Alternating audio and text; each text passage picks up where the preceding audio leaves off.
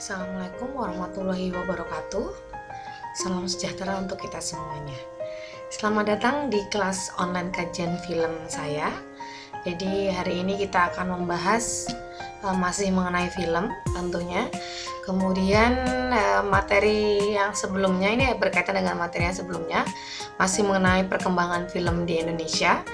Yang sebelumnya masuk ke Hindia Belanda dan kini kita akan masuk ke bagian perfilman Indonesia pada masa Soekarno. Dan sutradara penting pada masa tersebut ada Usmar Ismail dan Asrul Sani. Oke, mari kita lihat yang pertama, ada sejarah perfilman Indonesia. Jadi sejarah menunjukkan film tumbuh sebagai kebutuhan kaum urban yang terbentuk dari kolonialisme dan perubahan-perubahan dalam masyarakat. Itu menurut Sugiharto. Dan di sini memang betul. Jadi sejarah pada waktu itu menunjukkan bahwa film itu bagian dari kebutuhan masyarakat pada waktu itu. Jadi zaman ketika Indonesia masih dalam masa penjajahan atau kolonialisme, banyak sekali kemudian seniman-seniman atau produser-produser atau sutradara film dari Hindia Belanda atau yang menjajah Indonesia pada waktu itu kemudian masuk ke Indonesia dan mempengaruhi salah satunya pertunjukan atau film tadi. Jadi ada beberapa film pada masa Hindia Belanda itu banyak sekali film-film yang diproduksi oleh Jepang, kemudian oleh Belanda tentunya. Kemudian ada beberapa film Indonesia yang memang diproduksi atau dibuat itu oleh sutradara dari luar, oleh orang Belanda kalau tidak salah sama orang Jepang. Jadi memang masih dipengaruhi oleh kolonialisme pada waktu itu, sehingga kebutuhan masyarakat urban pada waktu itu juga memang film salah satu media hiburan mereka ketika mereka untuk melepas kepenatan kegiatan sehari-hari. Kemudian mereka untuk kalangan menengah ke atas, mereka akan menikmati tontonan yang mungkin lebih menarik dan lebih memiliki nilai yang lebih dianggap sebagai bangsawan seperti itu ya. Jadi di situ itu awal mulanya, sehingga kenapa kemudian kolonialisme itu juga membuat perubahan-perubahan dalam masyarakat. Tentunya karena kita dijajah itu selama bertahun-tahun Jepang dan Belanda, sehingga itu sangat mempengaruhi masyarakat kita tentunya. Salah satunya dari segi perfilmannya. Oke, berikutnya kita akan melihat mengenai perfilman di era Soekarno. Di sini itu dijelaskan bahwa iklim kemerdekaan seharusnya memberi nafas yang lebih segar dalam perfilman nasional. Namun demikian, ternyata situasi politik yang sering tidak stabil menyebabkan situasi kurang kondusif pada waktu itu. Jadi pada waktu itu memang iklim politik pada masa Soekarno itu mengalami situasi yang kurang stabil, sehingga itu juga berpengaruh kepada industri perfilman salah satunya. Nah, di sini dicirikan bahwa kepentingan politik yang sangat berbeda yang berimplikasi pada kebijakan yang berbeda pula pada industri film. Jadi pada era Soekarno memang ada kejadian perang dingin Amerika Serikat dan Uni Soviet yang kemudian berpengaruh pada politik Indonesia juga. Kemudian pada waktu itu ada aturan di mana Presiden Soekarno istilahnya melarang beberapa budaya populer seperti musik, sastra, film yang memang tidak mencerminkan nasionalisme Indonesia. Jadi yang memang dia lebih ke barat-baratan. Jadi beliau menolak hal tersebut. Kemudian di situ pada era pemerintahan Soekarno kepentingan-kepentingan tersebut sangat mencirikan kebijakan yang kemudian diambil, karena memang kondisi yang tidak stabil dari perang dingin antara Amerika dan Uni Soviet itu juga sangat berpengaruh sekali terhadap perekonomian Indonesia, terutama dari bidang perfilman juga. Nah, ini di sini berpendapat bahwa budaya populer seperti musik, sastra, dan film itu memang ya tadi yang saya jelaskan bahwa kurang mencerminkan budaya Indonesia atau nasionalismenya itu kurang, sehingga kemudian ada peraturan pemerintah atau PP yang dikeluarkan yang berkaitan dengan larangan tersebut. Salah satunya kayak PP yang kemudian melarang musik-musik yang bergenre barat-barat begitu. Nah, kemudian di sini kita semangat nasionalisme. Nah, kemudian muncullah dari peristiwa yang kemudian Perang Dingin tersebut, kemudian ada aturan pelarangan karya seni tadi yang tidak mencerminkan nasionalisme. Nah, di sini muncullah kemudian ada semangat nasionalisme yang diawali dengan kemunculan film Terang Bulan atau disebutnya Terang Bulan ya, dengan tulisan yang khas pada masa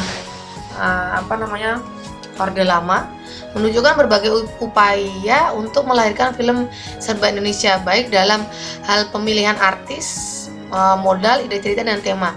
Jadi film Terang Bulan ini adalah istilahnya semacam kayak tonggak untuk menuju kelahiran film yang nasionalis atau film yang serba Indonesia begitu.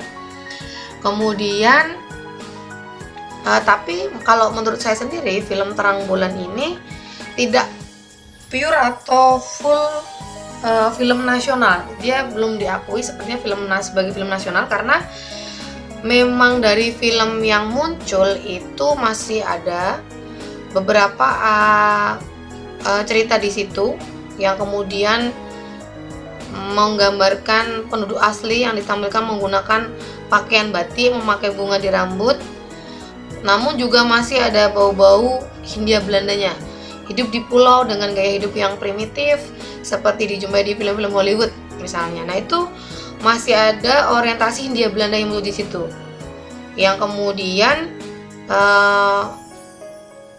masih tetap ada pengaruh dari masa kolonialisme tadi yang saya sebutkan di atas. Nah, walaupun ini sudah mulai untuk memberikan semangat nasionalisme yang kemudian digambarkan dari cerita filmnya begitu ya. Pemainnya tetap orang-orang Indonesia, hanya memang beberapa setting dan pakaian itu ada yang mencerminkan Indonesia, ada yang mencerminkan lokasi seperti setting tadi yang saya sampaikan, itu masih ke barat-baratan begitu. Kemudian diakuinya kemerdekaan Indonesia. Nah, kemudian muncullah kemerdekaan Indonesia diakui pada secara internasional pada tahun 1949. Dan perginya Belanda secara formal dari negeri ini menempatkan situasi tahun 1949 dan sampai 151 pada masa transisi. Jadi ketika Indonesia sudah secara resmi merdeka, diakui secara internasional, kemudian menempatkan situasi pada masa transisi. Jadi ini adalah momentum bagi dunia perfilman nasional, itu mulailah lahir perusahaan film nasional. Di sini ada Perfini tahun 1950 yang di situ juga dia memproduksi salah satunya film nasional yang diakui oleh Indonesia, yaitu filmnya milik Usmar Ismail, untuk lebih mempopulerkan film Indonesia. Dan kemudian Jalaluddin Malik mendorong adanya Festival Film Indonesia, juga ada FFI. Jadi FFI itu muncul sekitar tahun 1955. Jadi sampai sekarang FFI juga masih ada, Festival Film Indonesia. Kemudian sebelumnya duet Usmar Ismail dan Jamaluddin Malik mendirikan PPFI atau Persatuan Produser Film Indonesia. Jadi sebelum FFI berdiri itu mereka mendirikan PPFI terlebih dahulu. Jadi FFI itu salah satu, kalau menurut saya, salah satu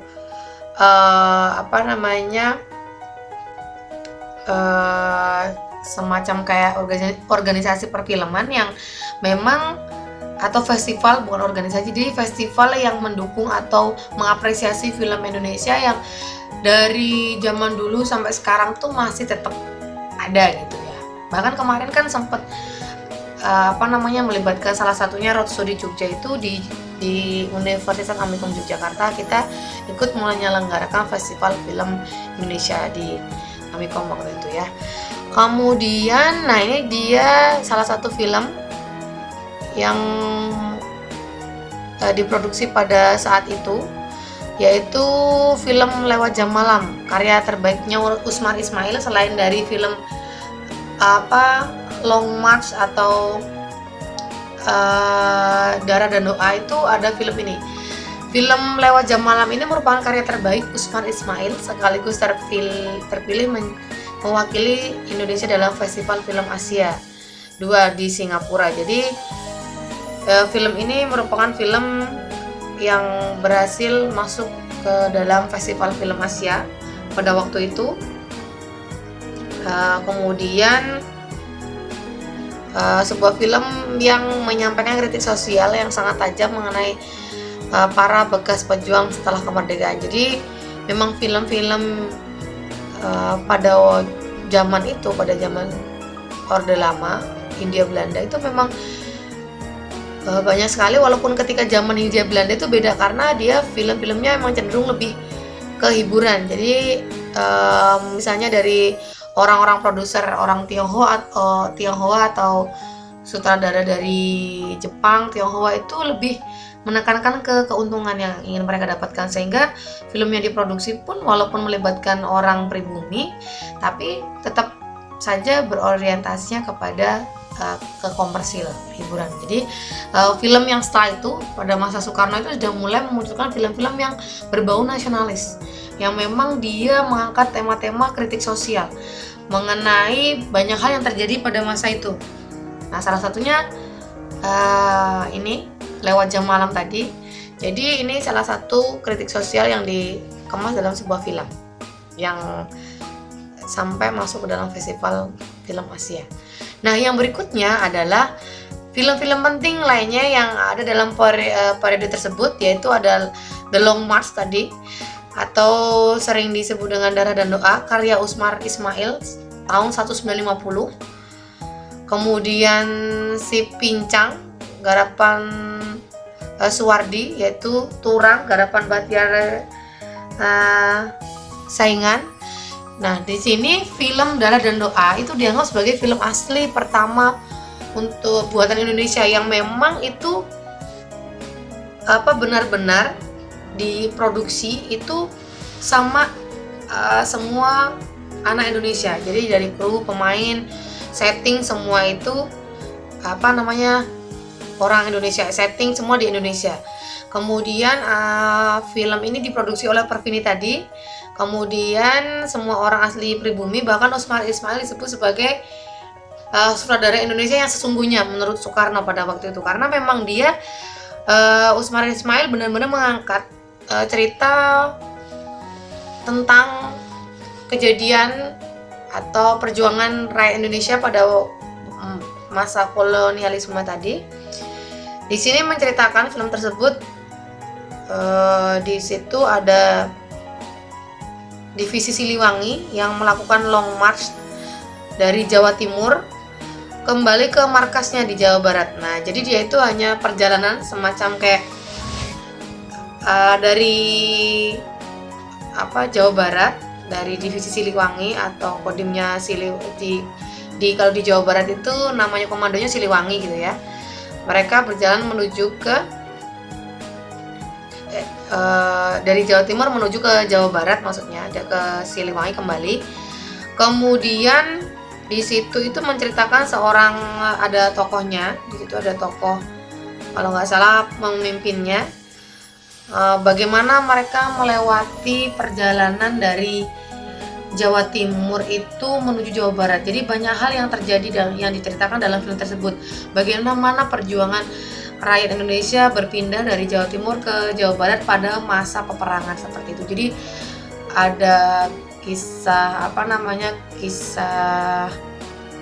kisah kasih ya, kayak ada bau-bau romansanya, kemudian ada bau-bau konflik, ada bau-bau peperangan di situ. Jadi lengkap. Nanti bisa ditonton. Jadi ini sudah ada di YouTube untuk film Darah dan Doa ini. Oke, kemudian berikutnya kita masuk ke sebenarnya Usmar Ismail itu siapa? Lahir di Bukit Tinggi atau Sumatera Barat pada 1921. Kemudian dia itu pernah memproduksi beberapa film terkenal ini. Dara dan Doa 1950, kemudian setelahnya ada 1957 itu Tiga Dara, dan 1958 itu Asrama Dara. Jadi ini ada salah satu film yang kemudian mengangkat tentang musikal. Itu ada film Tiga Dara. Jadi Tiga Dara yang diproduksi Usmar Ismail itu sudah lumayan muncul ada sisi musikalitasnya. Jadi film musikal pertama di Indonesia pada waktu itu ya. Kemudian ini dia Usmar Ismail itu dulu bekerja di kantor milik Jepang. Jadi pada waktu itu memang benar beberapa pelajaran atau beberapa pendidikan mengenai film yang didapat oleh Usmar Ismail itu salah satunya dari Jepang atau dari pemerintah Jepang. Dia banyak belajar karena memang pada waktu itu Jepang menduduki Indonesia dan mereka juga membawa beberapa kayak sineas Jepang juga ada di Indonesia, sehingga dia juga banyak belajar di situ. Kemudian juga menghimpun seniman-seniman dari berbagai cabang, kemudian mendirikan perkumpulan sandiwara pada waktu itu, yaitu Maya namanya. Kemudian menjadi tokoh terkenal dalam bidang seni dan kebudayaan pada waktu itu. Kemudian Usmar Ismail tertarik dengan dunia film setelah perkenalannya dengan Anjar Asmara, seorang panggung teater yang kemudian terjun menjadi sutradara film. Kemudian mengajak Usmar untuk pertama kalinya membuat film di sela-sela kesibukannya memimpin perkumpulannya tadi. Kemudian secara tidak sengaja menemukan sebuah lemari berisi banyak buku tentang film. Jadi kemudian dia banyak belajar, mempelajari lebih dalam lagi mengenal film. Dan dedikasinya dia terhadap perfilman di Indonesia sampai pada akhirnya Usmar Ismail itu sempat mengenyam pendidikan di Amerika Serikat, yang itu jurusannya berkaitan dengan sinematografi begitu, yang saya ketahui ya. Kemudian di sini juga buku-bukunya yang berisi tulisan Usmar Ismail. Aslusani menyebut Usmar Ismail seorang seniman pemikir yang tidak merumuskan teori-teori, bukan yang memikirkan soal-soal estetika film, masalah-masalah formal sebuah film begitu ya. Dengan kata lain, pada intinya pada waktu itu adalah pandangan film menurut si Usmar Ismail tadi. Jadi memang tidak hanya mempermasalahkan soal teknis produksi film, tapi juga pemaknaan seni yang ada dalam isi film tersebut. Jadi kalau kita ngelihat film-film zaman dulu itu memang masih ideologis, pesan yang ingin disampaikan tuh masih sangat kuat gitu. Pandangan-pandangan seseorang terhadap fenomena sosial, pandangan-pandangan kritik seseorang terhadap pemerintahan, kritik seseorang terhadap sesuatu yang terjadi misalnya, itu masih bisa mereka tuangkan dalam sebuah karya seni film begitu. Jadi walaupun kemudian perkembangan pada zaman sekarang itu sudah mulai hilang, jadi siapa sih sutradara yang sekarang masih memakai ideologinya dia tanpa mempertimbangkan secara finansial misalnya, itu sangat jarang sekali gitu. Misalnya saya pikir hanya Garin Nugroho mungkin yang masih tetap konsen dengan film-filmnya yang memang masih berideologinya Garin banget gitu ya. Kemudian ini, selain Usmar Ismail ada sutradara film juga sekaligus penyair, yaitu Asrul Sani. Sebenarnya Asrul Sani ini sudah terkenal, tapi terkenalnya dia sebagai seorang penyair. Jadi dia terkenal bersama Chairil Anwar ya pada waktu itu. Jadi Asrul Sani ini salah satu penyair Indonesia yang memang dia juga berperan di dunia film atau memiliki kontribusi bersama dengan Usmar Ismail. Kemudian Asrul Sani pernah menjadi Direktur Akademi Teater Nasional Indonesia juga, pendiri Lembaga Seniman Budayawan Muslimin Indonesia, Les Bumi, anggota Badan Sensor Film juga, Ketua Dewan Kesenian Jakarta, anggota Dewan Film Indonesia juga. Nah, film pertama yang kemudian disutradari oleh Asrul Sani adalah Titian Serabut Dibelah 7. Nah, itu pada tahun 1959. Jadi setelah Usmar Ismail. Dan ia mulai mencapai kematangan ketika sebuah film karyanya Apa Yang Kau Cari Pak Lupi terpilih sebagai film terbaik pada Festival Film Asia pada tahun 1970. Jadi dia mempunyai masa keemasan juga, tidak hanya Usmar Ismail, ternyata juga Asrul Sani juga mengalami hal tersebut. Jadi dari pose gantengnya Asrul Sani ini menyiratkan banyak ideologinya dia yang masuk ke dalam setiap film yang dia produksi gitu ya.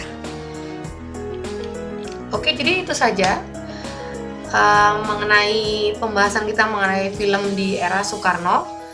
Jadi memang tugas kita sebagai masyarakat Indonesia, sebagai anak bangsa, salah satunya adalah melestarikan budaya Indonesia. Salah satunya adalah menjaga nasionalisme kita tetap utuh begitu, menjaga kekokohan nasionalisme kita tetap ada. Nah, sehingga salah satunya dengan mendukung film-film produksi dalam negeri atau film-film Indonesia. Nah, jadi saya sarankan untuk teman-teman sekalian, cobalah untuk nonton film miliknya Asrul Sani, miliknya Usmar Ismail, coba dilihat bagaimana kemudian film itu berkembang sampai saat ini. Itu sangat menarik ya. Oke, terima kasih. Sekian perkuliahan atau kelas kajian film saya. Semoga bermanfaat. Mohon maaf apabila ada kekurangan dari saya.